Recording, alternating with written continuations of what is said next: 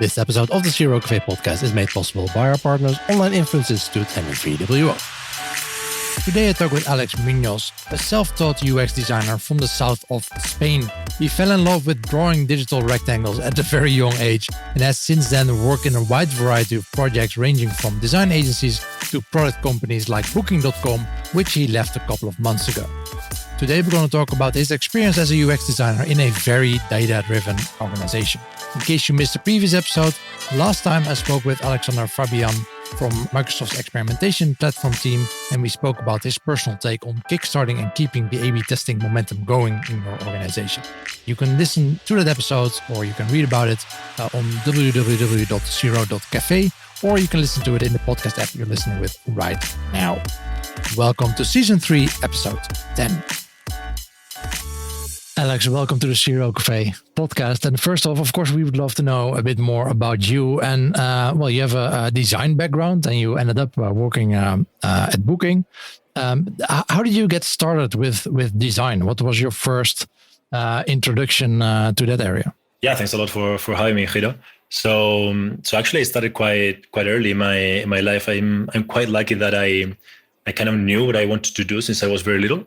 And like many other UX designers, I started by doing some graphic design, actually. Yeah. So I think when I was like 14, 15, even a bit earlier, I started doing some Photoshop and I started having a lot of fun with that.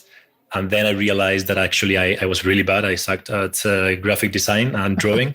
And I realized there was this thing called web design. And back then the concept of the webmaster was a thing, right?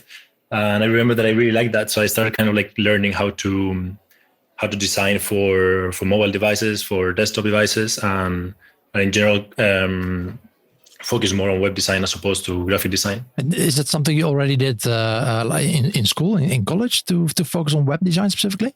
Actually, no, I'm originally self-taught, whatever that means lately, because actually you can learn everything yourself online these days, right? Yeah. So as I said, I realized very early in my life that I really like design. So I actually started watching some YouTube videos, learning through some reading tutorials. Yeah. And actually, I'm self-taught, although I've done, of course, many other courses, but I didn't do design in college. So I never went to college, and I started working quite early. And I've always been studying on the side, right? I've always been doing some. Yeah. Programming, developing, and design on the side. What would you say is the most valuable? Of course, being on the job, learning on the job. That's probably very high on the list if it's not number one. But besides that, what are the resources that, if you think back, what are the resources that helped you most in developing yourself?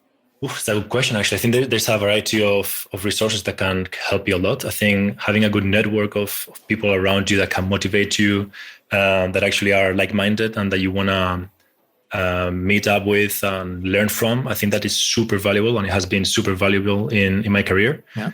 And apart from that, as you said, I think I'm the kind of person that learns on the job, that learns by practicing a lot more than by learning the theory. So I would say those are the two things that help me the most. Yeah, I think that's a very helpful mindset if you work at a very data-driven company. And I think design is often associated with creativity, right? And having a creative freedom to design what you want.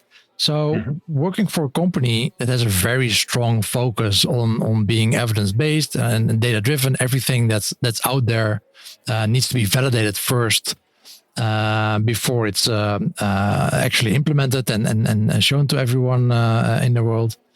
So it also might seem a bit limiting for you as a designer, or it might seem that way. So how was that experience for you? Yeah, actually, I totally felt like that when I joined Booking back in 2017. Yeah. I felt like maybe my creativity was going to be compromised by all this data-driven mentality.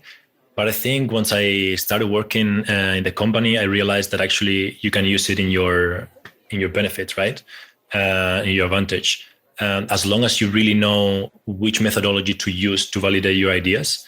I think is super helpful. Of course, it can also drag you down. It can also pull you back from achieving your objectives sometimes, especially if you are a very creative person and you really don't understand or you really don't want to work on the more data-driven aspect of it. But I think as with any other tool, validating your ideas can be and is super helpful.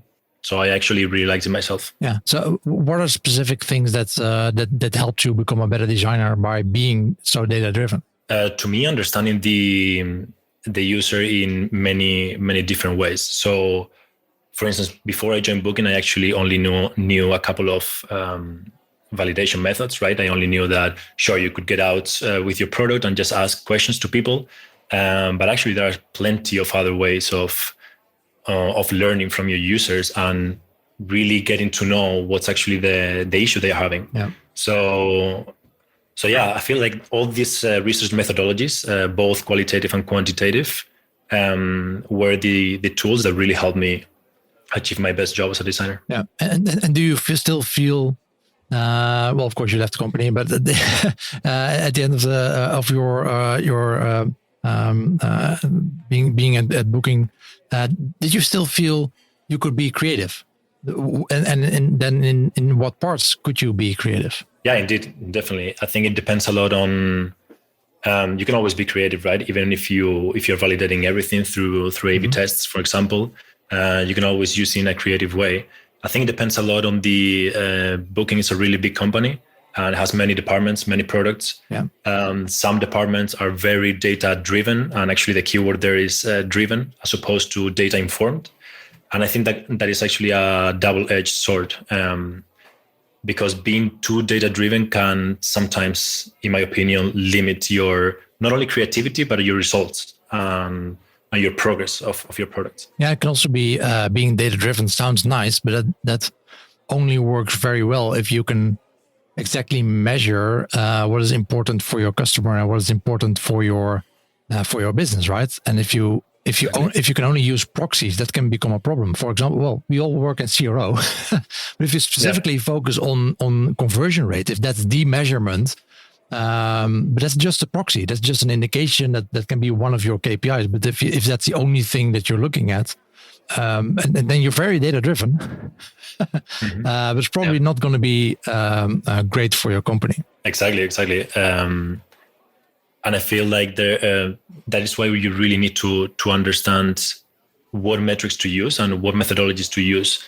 In fact, right? So as opposed to just using a tool just because of the inertia of the company to use that tool, which could be A/B testing, or it could be a moderated usability testing, which many companies use to validate all their ideas. I feel like using the right methodology for the right question, for the right hypothesis that you want to validate, is actually the most important factor to keep progressing. Can you speak a bit about those KPIs and those metrics that you use? What are the things that you were looking at when evaluating if something you created actually worked or not? Yeah, definitely. So normally we would always try to use a KPI, a key performance indicator, to validate whether our hypothesis is right or not.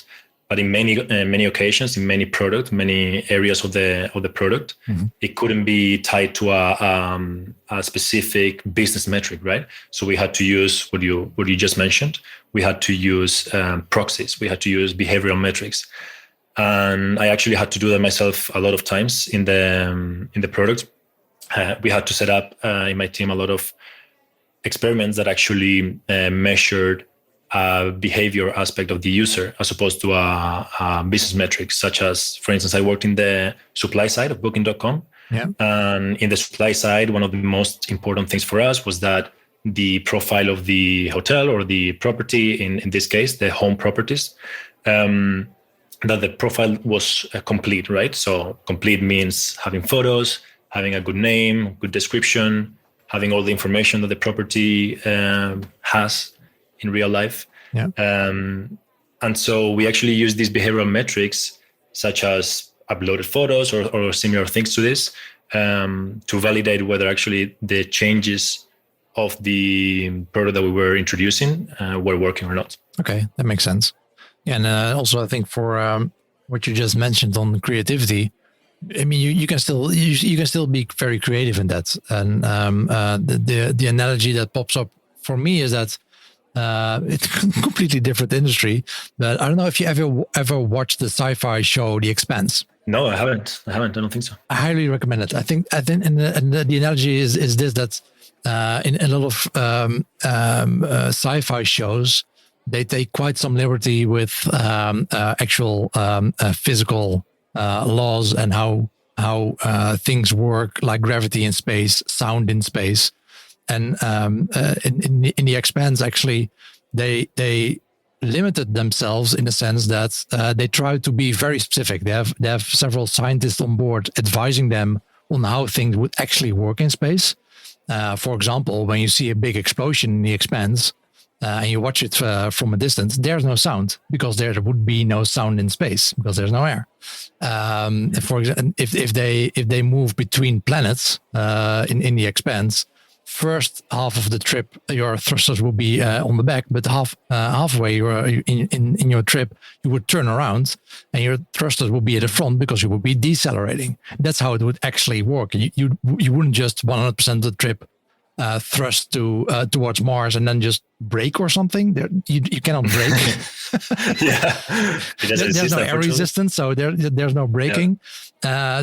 So they limited themselves in the sense that they want to follow all the natural laws that actually the things that actually would happen, but it also allows them or made them or required them to be very creative. Because it's so different than what you would normally see in a regular sci-fi show like Star Wars or Star Trek, where somehow those physical rules don't apply. Don't apply ever. Yeah, and they need to be very creative in problem solving because it makes things harder to film sometimes. And maybe this is a weird analogy, but no, I think it makes sense. It makes sense. Yeah. And by the way, you're getting into dangerous terrain because I also love analogies. So maybe we started something dangerous here. We'll have to see at the end of the episode how many analogies how many we have to remove. How many far-flung analogies we have. Yeah.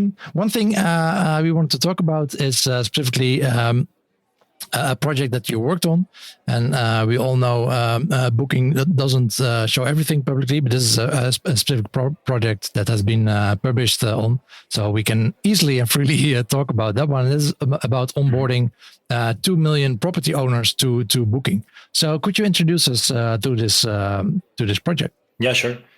So I worked in a team that was in charge of onboarding these new partners. We call them. They're actually the users that are the property owners.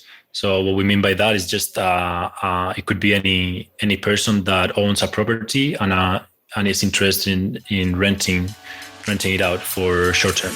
Yesterday's brainstorm was so good. I really liked Steph's idea of running that test on the call to action buttons. Making them orange will really make them stand out, don't you think? Yeah, right. Do you want to design real A/B test winners and achieve enormous conversion uplift? Then stop brainstorming and take a scientific approach. If you can read Dutch, follow the steps in Online Invloed, the bestseller on managementbook.nl.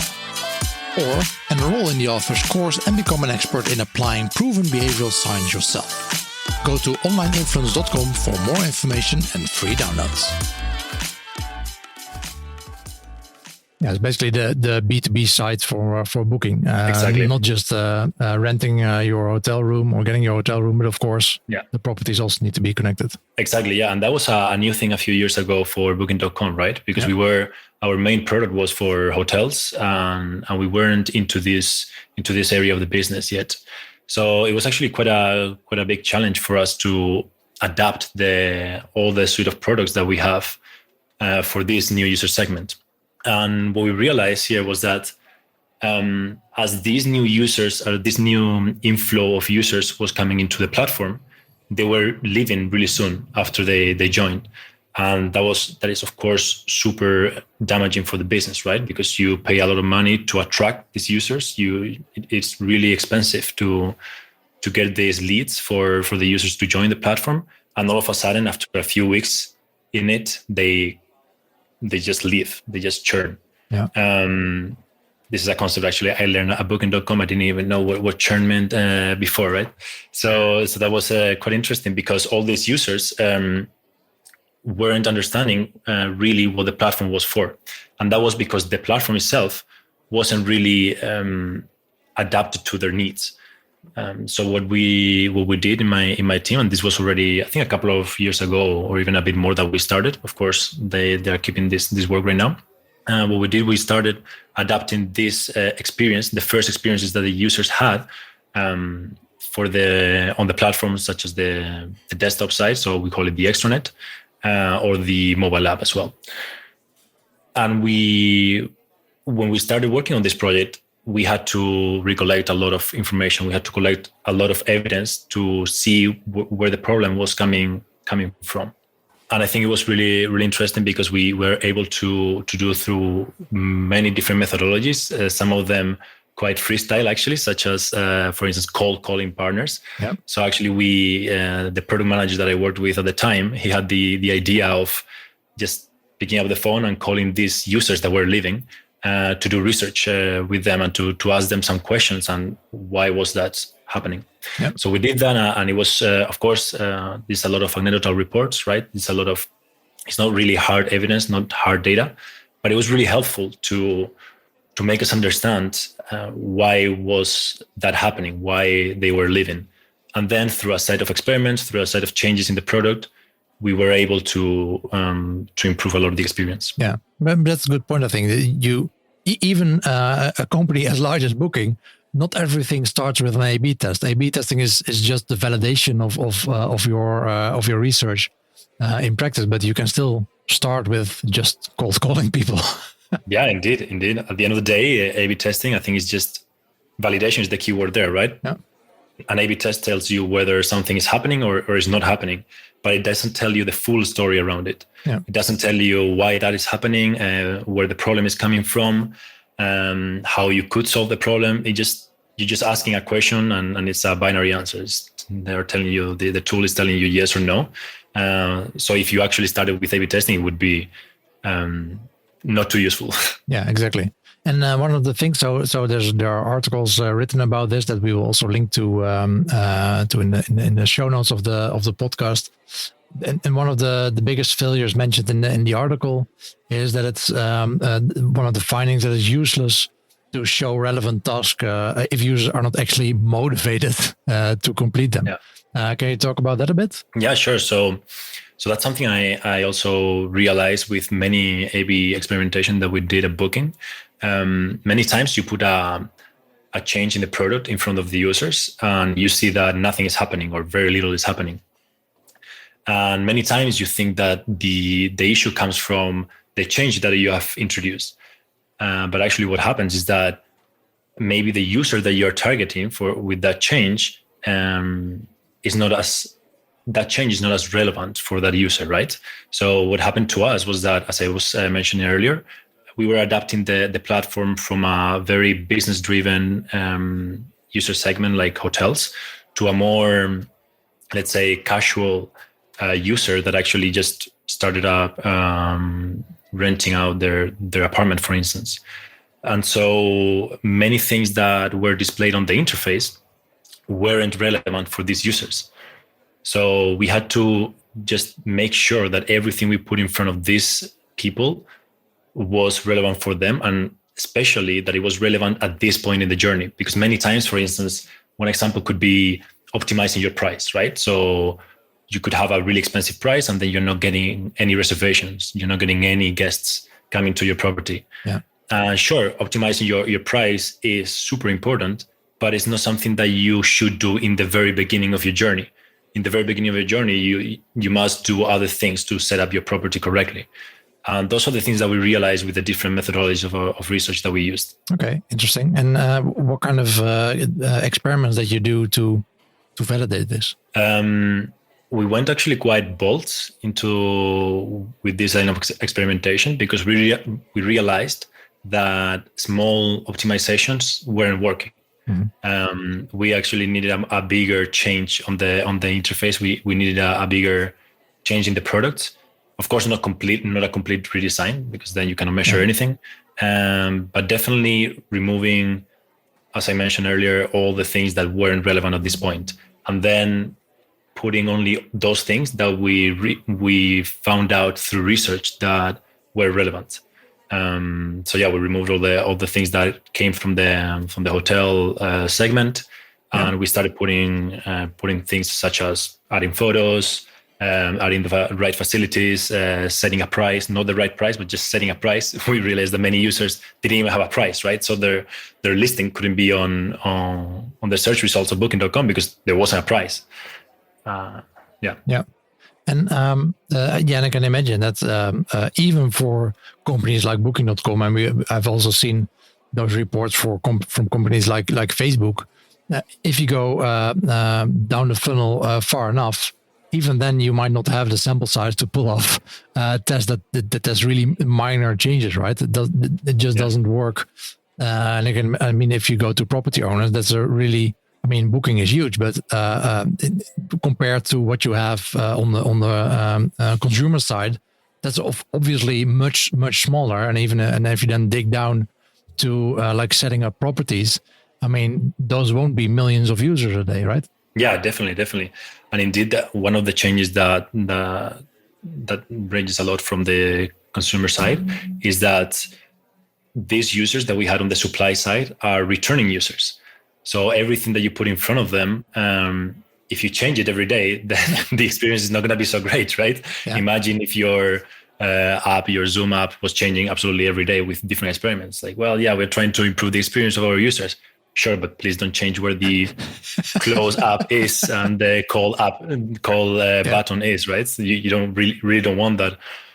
Although it could be better for the conversion at the end of the day. Yeah, things could be better for a new user, but doesn't mean it's better for an existing user because they got used to a lot of things. Just like we have menus on top of pages, and usually a logo of a company that's on the top left of a page. Those are in the end just conventions, right? I mean, yeah. If you change that every day, it's not so great. No, exactly, and there are a lot of elements, especially.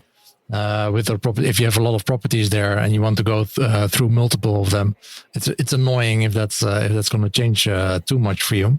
So that's nice. Yeah. And do you know? So in the end, how much difference did that make? Those changes that you just spoke about. Yeah. So what we realized with these changes was that one of the things to be a bit more specific, and something that is mentioned in the article, is that we removed completely what we call an onboarding flow, right? So this user flow that just tells the new users how to use the interface. That was a very long one, and we adapted that one to have only the right tasks at the right time. And we saw that by changing that, by making an onboarding flow that is relevant for these new users and for this new user segment, they were having way less questions. They were having way less calls to the customer service department, which of course is something that most companies, if not all, want to reduce, right?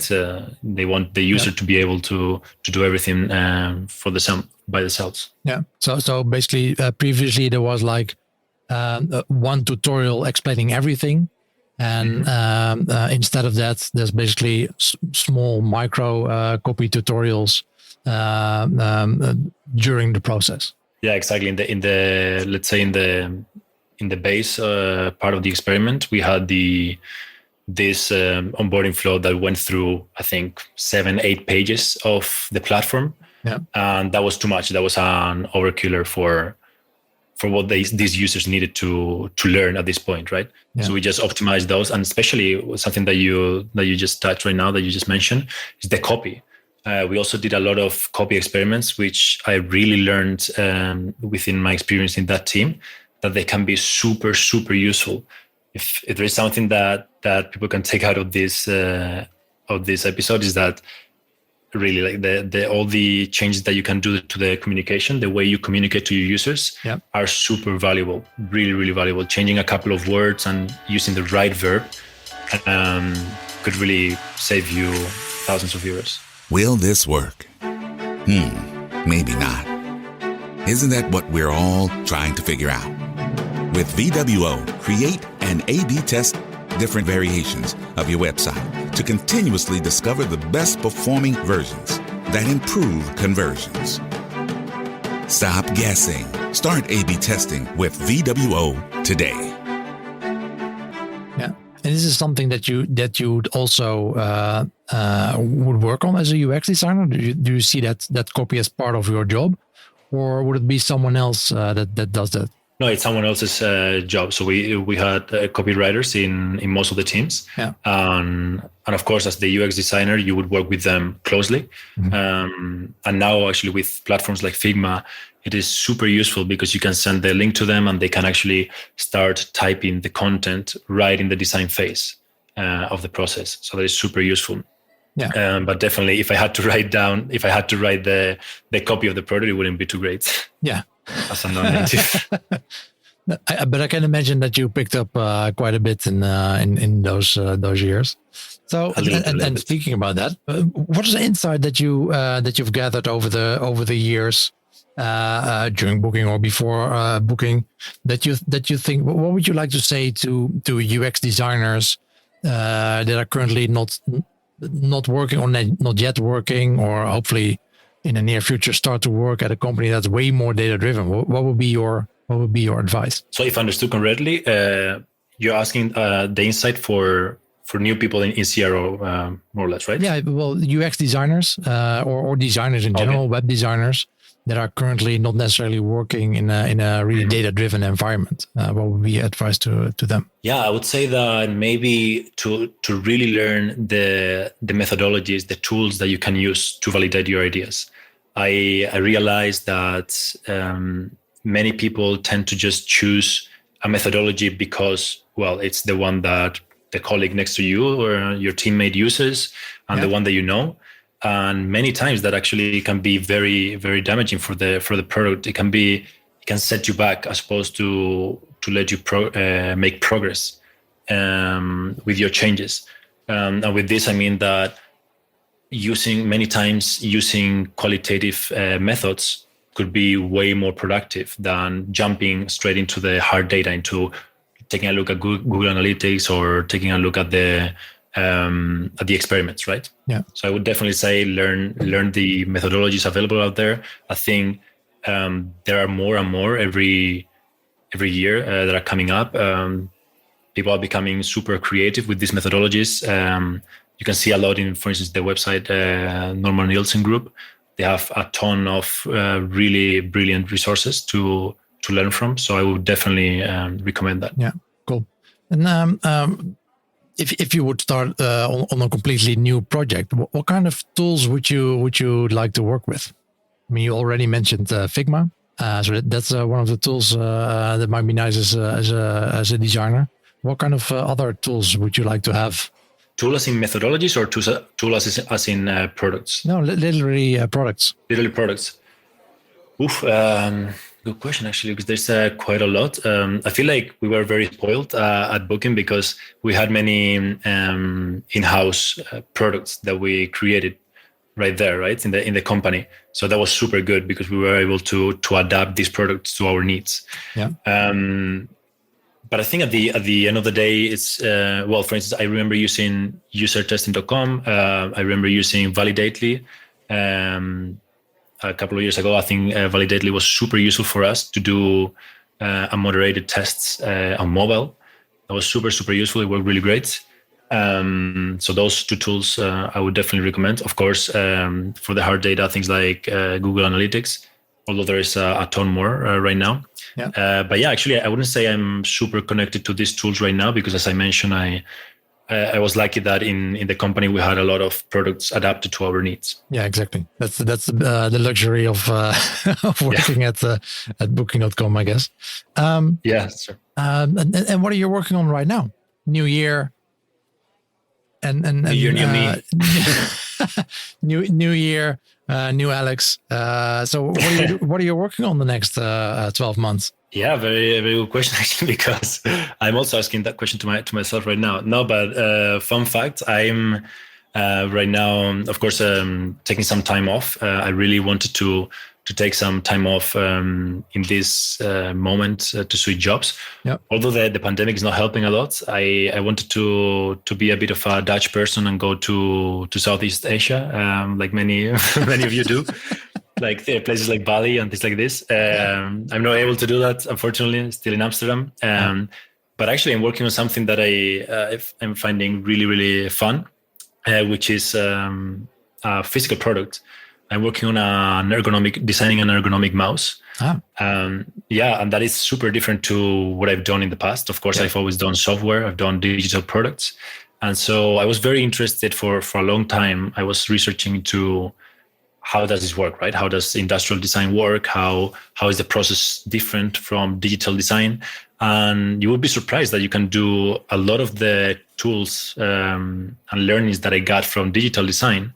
You can apply them to product design, to physical product design. And this is a problem that I've been having for a long time with tendinitis on my wrist. And I feel like there is a lot of people having this issue right now. And so it's a market niche that I would love to work on. And I would love to see other companies creating more ergonomic products that don't look really, really bad to the eyes as well. So are you completely independently working on a hardware product or is it like in collaboration with a manufacturer or? Yeah, this is a collaboration with. I'm trying to find the right people for the right jobs. For instance, I'm not an industrial designer, so I wouldn't try to design something by myself. Otherwise, it would be really bad and it wouldn't work.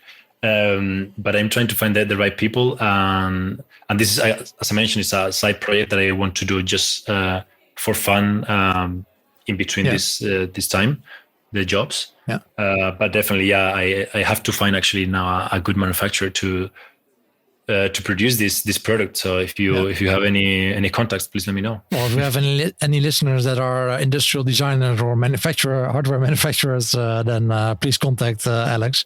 We will have your contact details in the show notes. So who knows? Awesome. Who knows? Who knows? Alex, final question for you. Do you have a specific book that you may recommend to our listeners? So I have a couple of them that really changed the way I thought about product design, especially conversion rates optimization, such as what was it called? I had it noted down somewhere here. Hooked. Hooked, exactly. Thank you for reminding me. So Hooked actually helped me a lot because you start thinking about the motivation of the users, right? You start thinking what we talked about in the beginning of the talk, that if the user is not motivated to perform an action, then they're not going to do it. It doesn't matter how big the button is. It doesn't matter how nice and enticing the copy is, but they need to be motivated and they need to have this intrinsic motivation. So that book is something that's super, super useful. It was super useful for me. Of course, you have to read it carefully and not just apply it to absolutely everything blindly. But that was super helpful for me. And a couple of them, more, Thinking Fast and Slow was also super helpful for me. And everything, actually, I think you would be able to recommend way more than me. As I mentioned, I learn more by practicing as opposed to from theory. But everything that helps you understand the psychology of the users and lets you really think from their perspective, as opposed to just guessing and making the wrong assumptions, that is always super helpful. Yeah, we have a nice list of books at zero.cafe/books, and the ones you mentioned are definitely also on there. Yeah, I think the nice thing about Hooked indeed that it shows you it's also about that motivation, right? It's not standalone. You can make it as user friendly and easy as you want, but if there's zero motivation or people don't even get to that page, it's basically a waste of time. You need to have both the motivation and the user friendliness. And actually, some people would argue we would actually might want to introduce some slight friction in there. Sometimes that might also help, depending on the use case, and even in some parts, sometimes the motivation is so high that usability it can actually be crap. So you you can have some liberties. Well, for example, sending in your tax form with the government. I mean, it's not, well, motivation here is maybe not the best term. You're not necessarily motivated to do your tax forms, but you are motivated to do it at this website that we have, because it's the only way to do it, right? So your motivation to complete it is very high, which unfortunately means that it's not necessarily the most user-friendly. Yeah, exactly, the best one. But you can learn a lot from those interfaces. Another example is, for instance, bank interfaces, right? Up until a few years ago, they were extremely bad, extremely bad. They weren't usable, right? You couldn't, they had it as such a secondary way of interacting with their products that they really didn't care about it. Yep. Thank God that new products have come up and now they are really taking care of these experiences. Yeah, I think the traditional banks were very much challenged by all those new online banks popping up, like Revolut, N26, Bunk. All the traditional banks, they had to do something. They were so much behind, and luckily that's changing a lot for the last couple of years. Yeah, that's also a great example. Yeah. Alex, thank you so much for joining me on this episode. We learned something about UX design and how we can apply that in a better way to UX, and maybe communicate better with UX designers as a CRO specialist. And hopefully there are also some UX designers listening that this might be helpful for when working in a more data-driven, more data-informed environment. Indeed, thank you so much for having me, Guido. Thank you so much. Bye-bye, Alex. Thank you.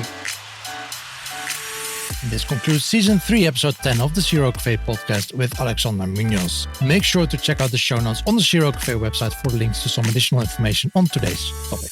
In the next episode, I'll be talking to Iqbal Ali, and we'll be talking about some statistics and blog posts he recently wrote about Bayesian expected loss. Talk to you then, and always be optimizing.